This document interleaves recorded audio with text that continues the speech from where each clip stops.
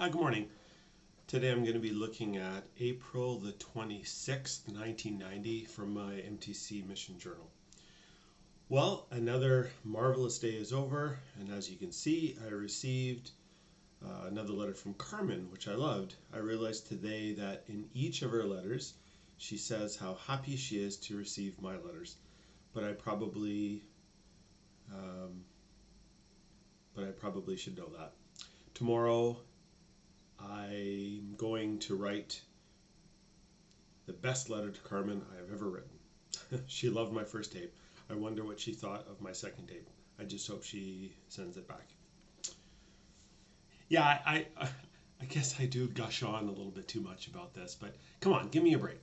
3 weeks away from home in the MTC. This is bordering on the longest I've ever been away from home on my own, other than like a 6-week cadet camp or a band camp or whatever. But I was with people that I knew. Well, I guess the 6-week cadet camp in Vernon, I didn't know anybody, but you know what I mean. This morning we had a substitute teacher, Elder Andrews. He was so cool. He showed us some pictures about Korea and his mission, which was nice of him, and we could feel his love for us, and we actually learned from him. This evening with Teacher Hardy, the whole class was baked. Out of it. None of us was into it really, but we did learn some cool things.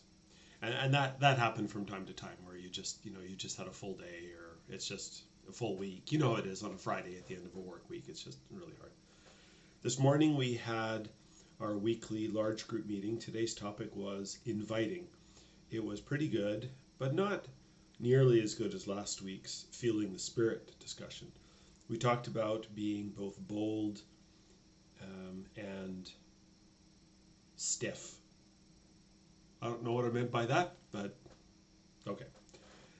There's this elder, Mulestein. He's so cool. He comes in every night to talk to us. He has spiked hair, and he likes Elder Turner and I. Yeah, I liked Elder Mulestein. I remember him now. He was a nice guy. He wasn't going to our mission, but he was a great guy. But he just comes in to talk every night about stuff. We can count on it. I'm just writing this because I love him and I don't want to forget about him. Well, I didn't. I remember him now that I read this, and I'm glad I wrote about him to create that memory.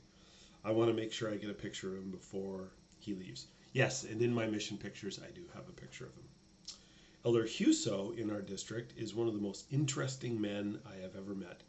He's an artist and a writer, and a mighty good one at that. He wrote a poem called Cat Call, which he read during our branch meeting tonight. I really like him a lot.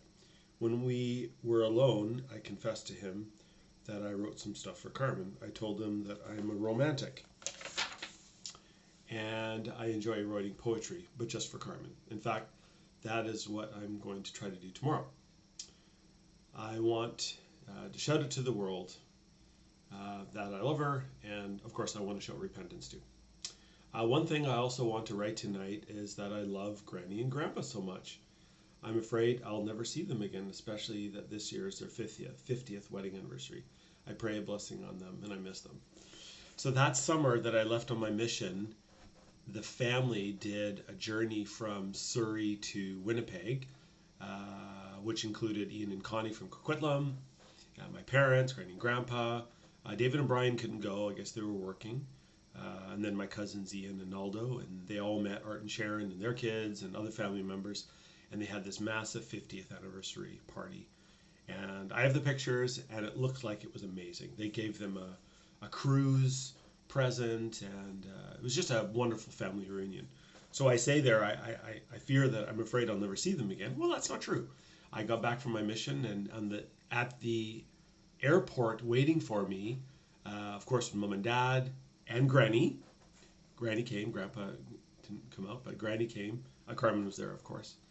And yes, they were at our wedding in 1994, and they lasted Grandpa lasted quite a few years after that. And so Granny and Grandpa have and still hold a very special place in my heart as part of my family. So even though I say I missed them here in April of 1990, in March March 2022, I miss them still.